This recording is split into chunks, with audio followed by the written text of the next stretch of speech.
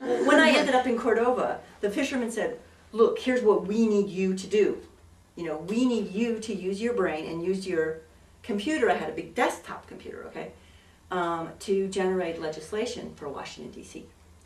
and for the state of Alaska, because now we're going to have people moving on it.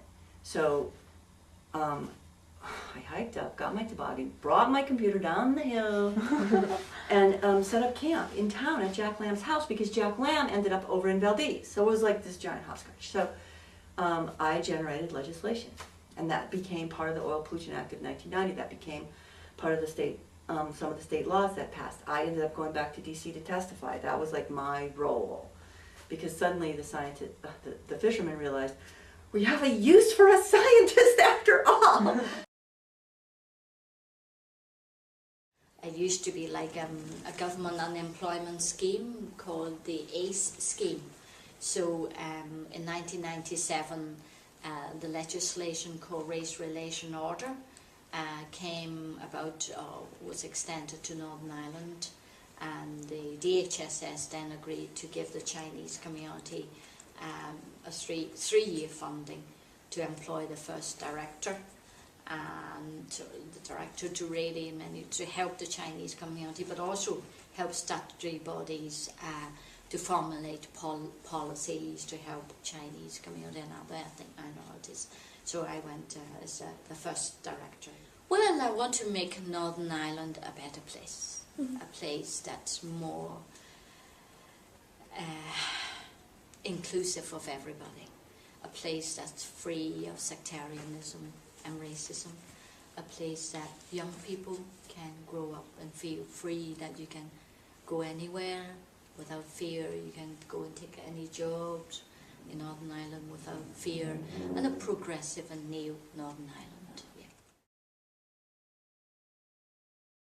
We have a lot of orphans in Iraq, actually, especially after the war, millions of orphans. And during the February, the last February, I was participating and leading a huge demonstration in Baghdad. It was 1,500 orphans.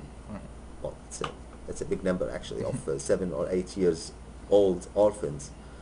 Put them in one place, and we had a big concern about their safety, about their, you know, it's not easy to deal with that much of kids. But it was a big message to the cabinet and to the parliament that you got to do something for those, because the government shelters couldn't get all of these. They all, what they got about their capacity is 3,500 only. I'm talking about 3.5 million maybe. So it's not that easy. So we are pushing for legislative to those orphans, and trying to improve their life, trying to make some salaries for them, or building new shelters and work on it. And I could arrange with a lot of media to make focus on that. And we bring a lot of white, what they call it?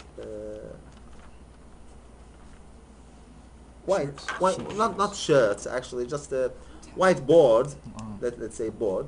And every one of those kids are just write his wish and sign. I wish my daddies get out of the jail.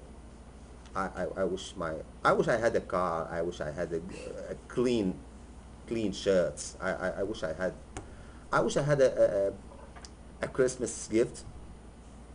I wish a lot of things, and all of those kids writing that, and I took this piece of it's not paper, just let's say paper, excuse my language, and take it to the parliament, and goes to the speaker of the parliament and say this is the wishes of a sample of more than 3 million orphans. Could you do something for them? And after that was a press conference, and I do believe they got the message. And so one of the blogs, important blogs in the parliament, take it and said, okay, we got to do work on it, and they submit a draft for the law for the orphans.